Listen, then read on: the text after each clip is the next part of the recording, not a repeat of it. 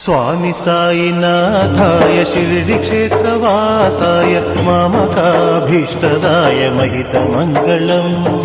स्वामी साईनाथाय शिरडिक्षेत्रवासाय मामकाभीष्टदाय महितमङ्गलम्।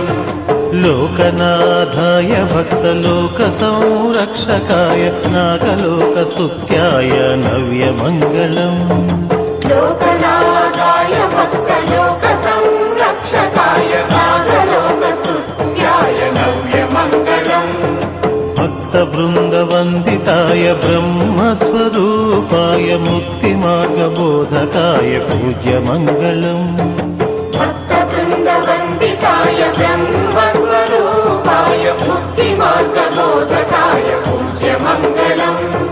सत्यतत्त्वबोधकाय साधुवेशाय ते नित्यमङ्गलदायकाय नित्यमङ्गलम्। सत्यतत्त्वबोधकाय साधुवेशाय ते नित्यमङ्गलदायकाय नित्यमङ्गलम्। स्वामी साईनाथाय शिरडिक्षेत्रवासाय मामकाभीष्टदाय महितमङ्गलम्। स्वामी साईनाथाय शिरडिक्षेत्रवासाय मामकाभीष्टदाय महितमङ्गलम्। महितमङ्गलम् महितमङ्गलम् महितमङ्गलम् महितमङ्गलम्। అంటే ఆ భగవంతుడి యొక్క పాదాలు అందుకోవడం అంత తేలిక విషయం కాదండి. వాళ్ళ వన్వే లక్కీ ఫీల్ అయ్యాను. వాళ్ళు అప్పుడు లేవటం నా ఆరోగ్యాన్ని నాకు కుదరలే. వెళ్ళి కూర్చుంటే అంతకుముందు చూస్తున్నావాడు బాబా పెద్ద స్తంభం దగ్గర ఉన్నాను. ఎట్లా బాబా స్వామి అనుకుంటుంటే ఇటు పక్క కొద్దిగా కనుకుంటున్నాడు, కానీ పాదం మాత్రం అక్కడ ఎవరు లేరు. ఆ బట్టను వెళ్ళి అలా తీసుకుంటారు. అంటే నీ పాదకంలో సేవ అయ్యి పాదార్చకుల తోడు నెయ్యమున్, నీ పాదార్చకులు మనందరితో ఒకటి కూడా సైక్యంగా ఉండమని అడుగుతున్నామండి. ఎందుకంటే ఉండట్లేదేమని భయం. నీ పాదార్చకులతోటి నియమున్ నితాంతాపరభూత దయం సకల సరస్సు జీవరాశులన్నీ ప్రేమించి ఆలోచన వండుకొని బాబా ఇష్టపడిందండి. చూస్తున్నదంతా కలిపి నేనన్నాడు కదా, నేను కాంది ఏది లేదని చెప్పాడు కదా. ఎవరిని సత్కరించినా తిరస్కరించినా నరిచేసినట్లని చెప్పడంలో ఆయన ఉద్దేశం ఏంటంటే అందరూ ప్రతి జీవకోటి కూడా ఆయన స్వరూపమే. 84 లక్షల జీవరాశులు అనేక సార్లు కనుక్కుంటున్నాం. ఆ జీవరాశులన్నీ కూడా జడ పదార్థాలు కూడా ఆయనవే. ఆయన కాంతి సృష్టిలో ఎదలేదు. It is not exaggeration. అనేక సార్లు మన సత్యంగా చెప్పుకునే విషయం మళ్ళీ గుర్తు చేస్తున్నాను. జడ పదార్థాలు మనం ప్రేమించట్లేదా, పూజించట్లేదా? రాళ్ళు రప్పలు, అదేదో సాలగ్రామ రాయి అంటారే, దాన్ని ఎంత పవిత్రంగా మనం చూస్తాం. చెట్లు పుట్లు తులసి చెట్లు మనం పూజించట్లేదా? మనుషుల్ని ప్రేమించే వాళ్ళని ప్రేమిస్తాం. ఇక్కడ కూడా మత జాతి కుల వర్గ విషయం ఏమీ లేకుండా అందరినీ ప్రేమించే తత్వం మనకు రావాలి. బ్రాడర్ థింకింగ్ వచ్చింది, ఇంకా రావాలనుకుంటున్నాం. అందుకని ఈ శ్లోకం మనందరూ కలిసిందని చెప్పమని చెప్పాను. అందుకని అన్ని జీవరాశుల్లో భగవంతుని చూసే లక్షణం ఉండాలంటే సామాన్యంగా మనకు అందుబాటు భాషలో ఉంది కాబట్టి బాబా చెప్పింది కొంచెము అంత బాగా యాక్సెప్ట్ చేయలేని వాడు కొంతమంది ఉంటారు. పందిలో బాబా ఏంటండి, చేపలో బాబా ఏంటి, ప్రతి జీవరాశులు బాబా ఎలా కుదురుతుంది అనుకున్న మనకు ఒక్కసారి గుర్తు చేసుకుంటే దశావతారాల రోజుల్లో అన్ని అవతారాలకి చేతనంతరం పూజా కార్యక్రమం కావాల్సిన డబ్బులు ఇస్తాం.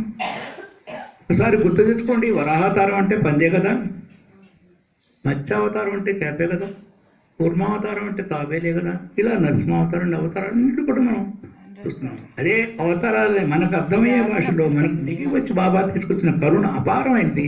జీవరాశిని ప్రేమించమంటే వాడిని పూజలు చేయమని, యజ్ఞాలు చేయమని, యాగాలు చేయమని కాదు. కనీసం ద్వేషించకండి. కాలుతో కొట్టి వెళ్ళిపోయేవాడు చాలామంది చూస్తున్నాం జీవరాశులు. అది మంచిది కాదు, దాంట్లో కూడా ప్రాణం ఉంది. అది మాట్లాడలేదు, మనం మాట్లాడబోతున్నాం. వాటిని కూడా ప్రేమిస్తే బాబా ఇష్టపడుతుంది చెప్పడానికి అనేక సంఘటనలు బాబా చరిత్రలు ఉన్నాయి. కాబట్టి ఈ ప్రేమ సూత్రం ప్రాథమిక సూత్రం. అందుకే బాబా చరిత్రలో ఒక చోట ప్రేమ లేని భక్తి నాకు వద్దున్నాడు. ప్రేమించడం ఒక్క తత్వాన్ని నేర్చుకోండి. ప్రేమించకపోతే నా అలాంటి వాడు మనం ఏమంటాం అంటే కుదరకపోయినట్లయితే ద్వేషించకుండా అన్నా మానండి.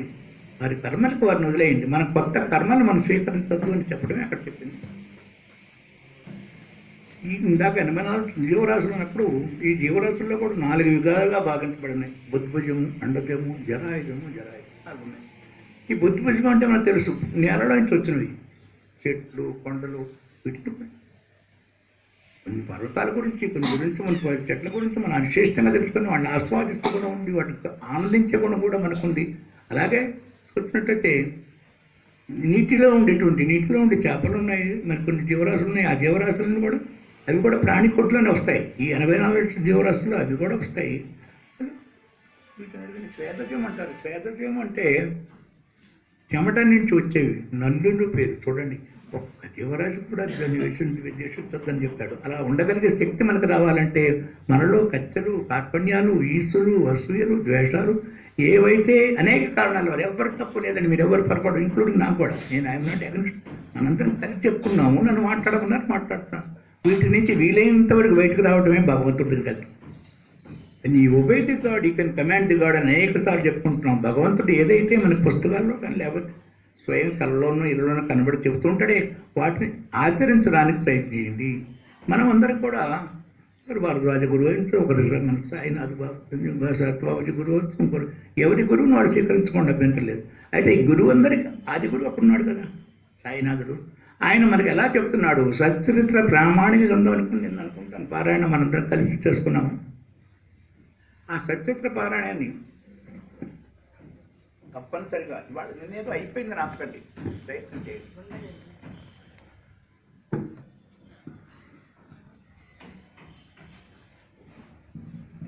తరువని గుర్తు తలపను తత్వంబు అంటాడు భార్యామన. చదువుతున్న కొద్ది నూతన అర్థాలు తత్వం తెలుస్తుంది. బాగా తత్వం తెలుసుకోవడం కంటే మనం ఎక్కడా పరిగెత్తాలి.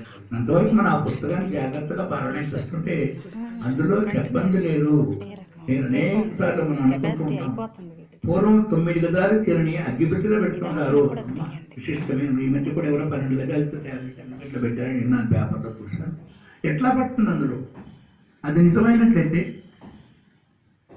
రామాయణ, భారత, భాగవత, అష్ట పురాణాలు, వేదాలు, ఉపనిషత్తులు అన్ని క్రోడీకరించి సాహిత్య చరిత్రలు ఏమంటారా? ఇక్కడ కుదరదు చర్చ. కానీ మన సత్సంగాలు ఎప్పుడైనా కూర్చున్నప్పుడు, మీ సత్సంగాలు దొరుకుతున్నప్పుడు వాటి వివరణ కోసం ప్రశ్నలు వేయండి, తర్వాత వచ్చే సత్సంగాలు తెలుసుకోండి. ఎందుకంటే అక్కడ మహానుభావులు ఎవరు చెప్పట్లేదు, మనలాంటి వాళ్ళు ఒకళ్ళు చెప్తున్నారు, వాళ్ళు చెప్పినంతలో చెప్తారు. లేకపోతే వివరణ కనుక్కొని మరొక గురువు తీసుకెళ్ళి మనకు అందరికీ కానీ వాటి ప్రయత్నం చేస్తుంటారు.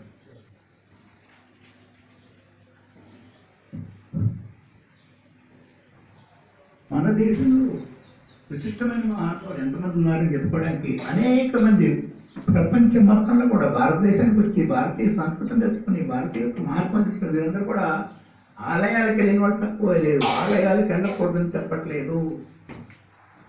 మనకు స్వయంగా మన మధ్య అనేక సద్గురులు ఉన్నాయి. ఆ సద్గురులను ఆశ్రయించి వారి బోధనల్ని వాటిని ఆచరించడానికి ప్రయత్నించి ధన్యులు అవడానికి ఎంతో మంది వచ్చారు.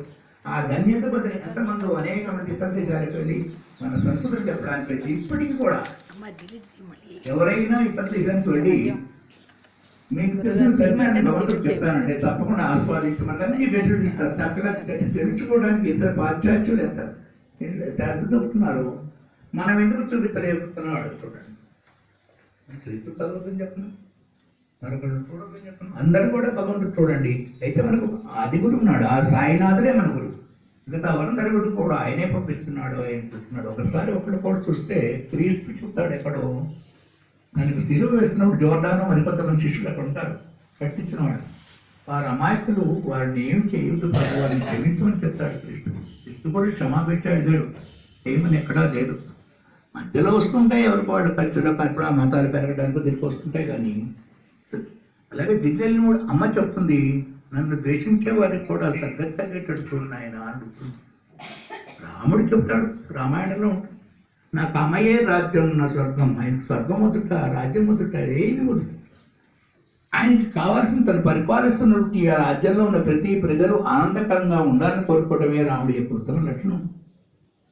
వాళ్ళు బ్రెంటన్ పేరు తెలియటారు, లీలామృతం చదివితే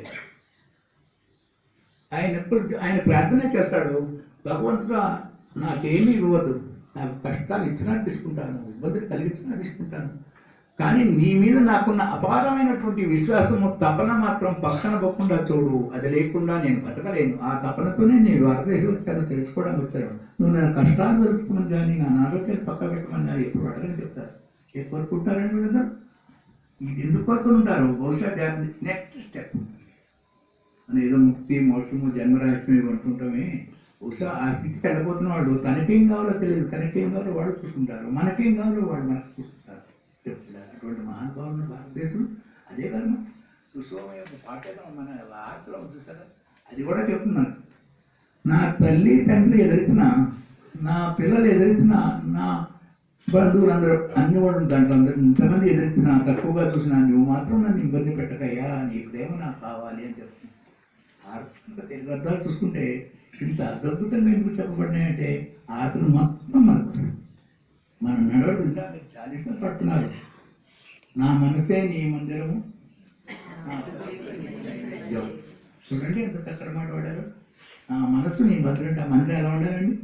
ఒకసారి 1 గంట 2 గంటలో మనం చెప్పుకొని మందిరం వెళ్ళిపోతుంది, శుభ్రంగా క్లీన్ చేయించి తుడిపించి అందరం కూడా వీలైనంత వరకు ఆనందకరంగా ప్రసాదం తీసుకుని కూర్చొని కూర్చోగలిగామే. మరి మనసు మందిరంగా ఉంచాలండి. ఆ భగవాన్ సాయిబాబాని మన స్వయంగా మన మనసులో చేరమని చెప్తే మన మందిరాన్ని ఎంత చక్కగా ఉంచుకోవాలి. అలా ఉంచుకోవాలంటే ఏది మనలో ఇంత ఉన్నదో అరిషడ్ వర్గాలు ఉన్నాయే అవి మూలాంకుశంగా తీసేయాల్సిన అవసరం లేదా? తీసేయడం కష్టమా? ఒక్కసారి గుర్తు తెచ్చుకోండి, చాలామంది తెలిసే ఉంటుంది. సిద్ధి దగ్గరలో మక్రాన్ ఒక ప్లేస్ ఉంది. దాదాపు విగ్రహాలన్నీ కూడా మక్రాన్లో ఉన్న కొండలు తొలిచి చేస్తారు. అక్కడ వైట్ స్టోన్, మంచి స్టోన్ దొరుకుతుంది. Different of types of their అక్కడ ఉంటాయి. అక్కడికి వెళ్ళి మనం స్టోన్ సెలెక్ట్ చేసినట్టే అక్కడ శిల్పకారులు అడుగుతారు, మీకు ఏ బొమ్మ కావాలండి, రాముడా, కృష్ణుడా, సాయివాడికి ఏదైనా ఒకటి. ఆ బొమ్మలు కూడా కూర్చున్నట్టు కాలు మీద కాలు వేసుకున్నట్టు నిలబడినట్టు దీవిస్తున్నట్టు వస్తారు. ఆ బొమ్మ మనం స్కెచ్ కనుక ఇచ్చినట్లయితే, ఫోటో ఇస్తే ఆ విధంగా తయారు చేయడానికి ప్రయత్నం చేస్తుంటారు. వాళ్ళు చేసిన ప్రయత్నం ఏంటి? ఆ రాయిని కావాల్సిన విధంగా తీసుకొచ్చి ఇన్ని అడుగులు అంతకు తీసుకొస్తారు. చోటు దగ్గర ఇవి అంటే ఎక్స్ట్రాగా ఉన్న రాళ్ళన్నీ తీసేస్తున్నారు. ఆ తీసేస్తే దానికి ఒక రూపం వచ్చింది. దానికి కూడదని ఆయన ఎక్కడ చెప్పలేదు. మన స్థితి దారి తప్పుతున్నది. ఏది కావాలో అది పొందట్లేదు. మంత్రాలు మహిమలు ఇటువంటివన్నీ ఆయన ద్వేషించాడు. ఆయన చేసిన మంత్రాలు మహిమలు ఏమనుకోవచ్చుగా మనం కూడా. అప్పుడప్పుడు అంటే మా నాడు చెప్తుండేవాడు కొంతమంది దగ్గర వాడు, ఒక 6 నెలలు టైం ఇవ్వండి, నేను మీరు ఇలా అనగానే విభూతి తెప్పించేసి నేను తెప్పిస్తాను. వాళ్ళ కళ్ళలోనే అత్యంతగా తెప్పించగలరా? తెప్పిస్తాను. ఏమవుతుంది? లక్కరాజు గారు చాలా గొప్పవారు అనుకుంటారు, కానీ మీ గొప్పతనం తీసుకోవడం మీరు ఏ ప్రయత్నం చేయరే. ఇప్పుడు చెప్తున్న ప్రతి మాటను ఇవాళ కాకపోతే రేపైనా మీరు మళ్ళీ మాట్లాడుకోవచ్చు, మీలో మాట్లాడుకోవచ్చు, అవసరమైనప్పుడు మీరే వచ్చి మాట్లాడవచ్చు. ఇందులో ఈ విశిష్టత లేదు. మైక్ ఇచ్చారు, ఇక్కడ కూర్చోమన్నారు, ఏం చెప్తున్నారు. కాబట్టి మనం కూడా అది పొందవచ్చు. నిజమైన గురువు తన శిష్యుడిని గురుస్వరూపులుగా తీర్చిదిద్దడమే అని విశిష్టం. ఇక్కడ ఎలా ఉండదు. వాళ్ళ వేదం వచ్చేస్తుంది ఎప్పుడైతే ఈ మహిమలు మంత్రాలు తీసుకొచ్చారో. ఇంకోటి, ఆ మహిమలు మంత్రాల మీద ఉన్న శక్తి భగవంతుడికి మనకు ఉండదు. ఎందుకంటే ఈ భగవంతుడికి వెళ్ళినప్పుడు ఇంకోటి ఎంతో సద్గురువులు, ఎంతో గురువులు, రకరకాల వాళ్ళకి చేసేవాళ్ళు ఎక్కువైపోయారు. అప్పుడు వాళ్ళ మీద మనం ఆరపడుతున్నాం కదా. అక్కడైతే భలేగా ఉంటుంది, మహిమ చూపిస్తున్నాడు మనకి. ఇప్పుడు 10 ఇళ్ళకు కూడా వచ్చేస్తున్నారు. ఏదో చేయటం, 100 రూపాయలు ఇవ్వమంటాం, ఏదో చేయటం. వెరీ లాంగ్ బ్యాక్ 1961 60 అయి ఉండాలి. నేను బెదవాడ చదువుకున్న రోజుల్లో పక్కన ఎవరు వచ్చాడో ఈ రైస్ మిల్ పక్క నుండి పిలిచారు. నేను కూడా చిన్నపిల్లవాడిని. నన్ను చూశాడు ఆయన. అలా చాలా తీవ్రంగా చూస్తారు వాడు చూడటం. నాకు చూసిన తర్వాత ఆ గ్లాసులో ఇలా పెట్టమన్నాడు. గ్లాస్ చెంపుని ఇలా చేయబెట్టమన్నాడు. పెట్టాను. పెట్టేసేసి కొద్దిసేపు అయినా నీళ్ళు తాగమన్నాడు. గట్టిగా చేతుగా ఉంది. అన్ని సంవత్సరాల కిందటి ఈరోజు కూడా గుర్తుంది. గట్టిగా చేతుగా ఉంది. ఇంకా అనేకమైన ఉన్నాయి రుగ్మతులు, ఇబ్బందులు. చాలామంది నేను పలకరించేవారు మందులు ఏం చెప్పాడు. కొన్ని నిజం.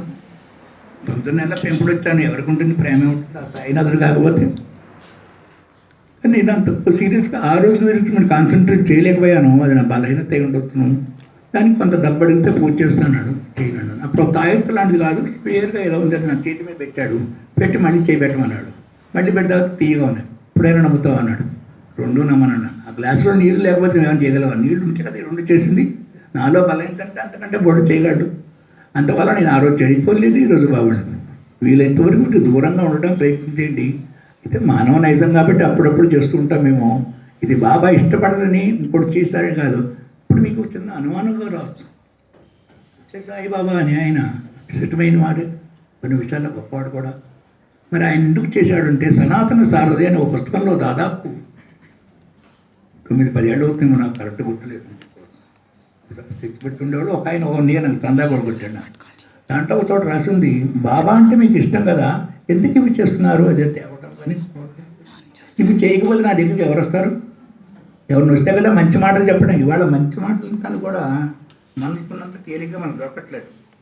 ఎందుకంటే మంచి మాటలు ఎప్పుడు కఠినంగా ఉంటాయి, ఎప్పుడు పౌరుషంగా ఉంటాయి. మనకు కావాల్సిన చెడు ఇబ్బందికరమైన మాటల మీదే మనం ఎక్కువ కాన్సన్ట్రేట్ చేస్తాం. ఎప్పుడు చెప్తా మాట, సులభాన్ పురుషన్ రాజ్యాన్ సుతతం ప్రభు అప్రియస్థితన్ విద్యాశక్తన్ శోధ దుర్లభ అంటే అర్థం ఏమిటంటే, మెరమచ్చ మాటలు చెప్పేవారు లోకంలో చాలామంది ఉంటారు. వాళ్ళు ఎంతవరకు సత్యం అనుకుంటే ఒక్కసారి గుర్తు చూసుకోండి. కైకే మందర చెప్పినవన్నీ కైకే వింది, బదులే పడింది రామాయణం. మండోదరి, మారీచుడు, విభీషణుడు చాలా చెప్పారు రావణాసుడు, వాడు వినలేదు, ఇబ్బంది పడ్డాడు. కొన్నిసార్లు వినక చెడిపోతారు, కొన్నిసార్లు విని చెడిపోతారని రెండు ఉన్నాయి. అంటే మనం ఏది వినాలో ఏది వినకూడదో మనకు భగవంతుడు అద్భుతమైన జ్ఞాన సంపదను ఇచ్చాడు. ఆ జ్ఞాన సంపదని పదిలంగా వాడుకోవడం కనుక మనకు ఉన్నట్లయితే అక్కర్లేని వదిలేస్తాం, ఇప్పుడు వాడు వెళ్ళిపోతున్నట్టు, కావాల్సింది మనం పొందుతాం కూడా. అందుకని అది ఉంటారు, వీళ్ళు ఎప్పుడు ఉంటారు. అంటే వాళ్ళు మనం తప్పు పట్టకూడదు. సమయం వచ్చినప్పుడు వాళ్ళు మనకంటే విజ్ఞులు అవుతారు, అలా ఆశిద్దాం. బాబా చరిత్ర కోసం అపూర్వమైన విషయాలు ప్రతిదీ కూడా మన కోసమే, మనతోనే మన పాట చేశాడు. అయితే ఆయన చెప్పిన విషయాల్లో కూడా ఆ రోజుకి ఈ రోజు సత్యమైన మాట అంటే గురువులు ఉండి తెరవలసిందే. ఆ గురువులు ఇప్పుడు నేనేమైనా మీకు ఉపయోగపడితే మా ఇద్దరికి కూడా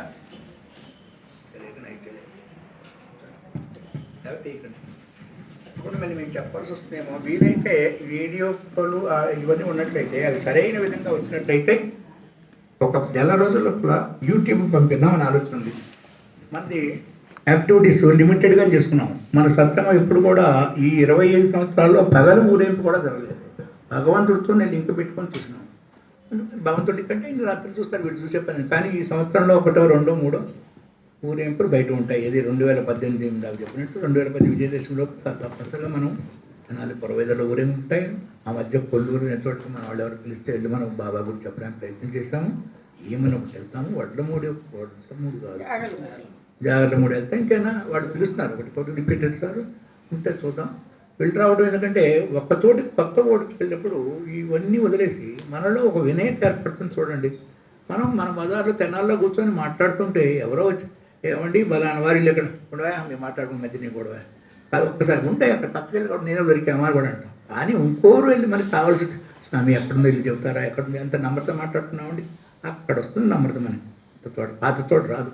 మనలో తప్పనిసరిగా భావంలో తేడా వస్తుంది. ఇదనే కాదు, అనేక విషయాలు చూస్తే పూర్వం ఏదైనా జబ్బులు చేస్తే, తీవ్రమైన జబ్బులు చేస్తే వైద్యం ఆయుర్వేదమే మెయిన్ ఉండేది, పెద్ద మిగతా వైద్యాలు ఉండేవి కాదు. ఏదో ఇంజక్షన్ అంటే చాలా పెద్ద విశిష్టం తప్ప ఏం లేదు. ఆ రోజుల్లోనే ఎవరికైనా ఆరోగ్యంగా క్రానిక్ డిసీజ్, ఎక్కువ డిసీజ్ ఉంటే గాలి మార్పు కావాలండి అనేవారు. అంటే ఆ ఊరు నుంచి దగ్గరలో చక్కటి వాతావరణం చోటుకి వెళ్ళాలి. గాలి మార్పు అంటే వాళ్ళ కొడైకెనాలు నీవు కాదండి. వాళ్ళ లెక్కలు ఏం చెప్తున్నారంటే భగవతత్వానికి దగ్గరగా ఉన్న ప్లేస్. అప్పుడు జనరల్గా కాశీ లాంటివి కొన్ని కొన్నాళ్ళు నుండి మళ్ళీ వస్తే గాలి మార్పు డెఫినెట్గా ఇట్ హెల్ప్స్. నాకు తెలిసినటువంటి జరిగిన సంఘటన కూడా కొన్నాళ్ళు వైద్యం చేసినప్పుడు ఒక ఉపస వ్యాధి మానిస్పెట్లో ఒక 9 ఏళ్ళు తగ్గబోతుంది. ఈ ఊర్లో ఉండవలసిన అవసరం ఉందా లేదా అని రైల్వేలో పనిచేస్తుంది, ట్రాన్స్ఫర్ చేసుకోండి రాకే ప్లేస్, లేకపోతే మందులు లేకుండా తగ్గింది ప్లేస్ కొంతమంది సూట్ కావు. బలహీనత నాకు నన్ను మీరు కూడా బాగు చేయాలి. ఎవరైనా మధ్యలో డిస్టర్బెన్స్ చేస్తుంటే అసలు ఇంకా అందుకే తెచ్చాను. ఈ కాగితాలను చెప్పిన మాత్రం మాటిస్తాను. ఇందాక మీకు చెప్పాను, థ్యాంక్స్ టు బాబా. చాలా సంవత్సరాల తర్వాత ఉదయం లేవటమే 2 బాబు లేవటం, నా ఆరోగ్యం బాగుండకే అదే వెళ్ళి బాబాని చూస్తే మనవాడు చాలామంది కనబడ్డారు. సరే బాబా కూడా మనవాడే కాబట్టి ఆయన కనబడటానికి కొంచెం దోబూచులాడాడు. స్తంభం అడ్డం వచ్చింది, చాలాసేపు అలాగే చూసుకొని ఏదో నామని చెప్పుకొని కూర్చొని కొద్దిగా కించిత్ ఒక్క నిమిషం అనిపించింది, ఏమన్నా ఇవాళ పొరపాటు జరిగిందా, ఎందుకు ఎలా జరిగింది, ఎందుకు రానివ్వలేదు ఆలోచన వస్తుంటే ఆయన బొట్టనవేలు ఎంత అద్భుతంగా ఉంది అనుకుంటారు. ఎక్కువసేపు చెబితే ఈ బొట్టనవేలు ముందు చెప్పడానికి ఇచ్చాడు అనుకుంటారు, చూస్తారు. కానీ ఆయన ప్రకాశం, నా ప్రకాశం బొట్టనవేలు ఉందంటే ఎంత సత్యమైన మాట.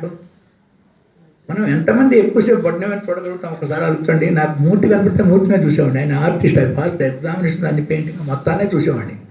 ఏమీ ఉండవలేదు ఒక్క బొట్టన. ఎక్కువ మనిషికి ఉండే బలహీనత నాకు బలహీనత ఉంది. అద్భుతం ఉంది, ఇబ్బంది అయినా కళ్ళ నీళ్ళు వస్తాయి. చెప్పుకోవడానికి కళ్ళు తప్ప నాకు తోడు ఎవరూ లేరు. అంత కళ్ళు అద్భుతంగా కనబడింది. ఆ బొట్టనవేలు గురించి మన బాబాయ్ చరిత్రలో నా ప్రకాశాన్ని చూడమని చెబుతాడు. బొట్టనవేలు ప్రకాశం ఏంటంటే ఒక విశిష్టమైన వ్యక్తిని పేరు చెప్పను, మన మంచి బాబాకి దగ్గర వారని లెక్క. అనుభవం చేసేదానికి కారణాలే ఉంటాయండి అన్నాడు. కొంతవరకు కరెక్టే. వాళ్ళు చేయాలి అర్థమయ్యేదాకా మనకు అర్థం కావు. అర్థం కానమంతా ఏమీ లేదనుకునే ఆలోచనలకు వెళ్ళొద్దు మనం తప్పనిసరిగా. ఈ ఒక్క బొటనవేలు విషయానికి వస్తే పూర్వం పటాలు ఉండే వీళ్ళ పటాలు, పూర్వం రవివర్మ పటాలు పెయింట్ చేసి పటపత్ర సాయి అని చెప్పి కృష్ణ పరమాత్మ చిన్న కృష్ణుడు తన కాలి బొటనవేలు నోట్లో పెట్టుకొని ఉన్న పటం మీరందరూ చూసి ఉంటారు. ఎందుకు పెట్టుకున్నాడు? మాకు దగ్గర బొమ్మ బాగుందని, చాలా బాగుంది, ఎక్కడ కట్టించారు, ఫ్రేమ్ కూడా బాగుందని చెప్తాం, కానీ అంతకంటే మనకి తెలియదు, నాకు కూడా. అలాగే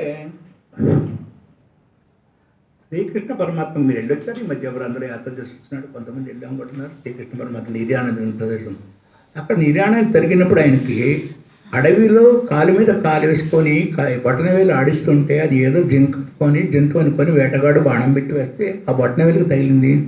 ఆయన సంతోషులయ్యారు, దేహం వదిలేశారు చెప్తారు. ఆ బొటనవేలుకి ఎందుకు గురిపెట్టి వేశారు? వేస్తే పొట్టలో గట్లా మన సినిమాలు చూస్తుంటాం కదా, అలా ఎందుకు జరగలేదు? ఆ బొటనవేలు కుషిత లేదని కావడం. నేను ఎండీస్ కొంతమంది తెలిసిన వాడు అడిగితే కూడా వాడు సరిగ్గా ఇవ్వలేవారు. But I have to get, మీరు ఎవరైనా ఇన్ఫర్మేషన్ ఉంటే నాకు ఇవ్వండి, నాకు అవసరం కూడా. బొటనవేలుకి అంత ప్రాధాన్యత ఏంటి? శరీరంలో ఆ ఒక్క వేలు మీద వేస్తే మిగతా అంతా జరిగిపోతుంది.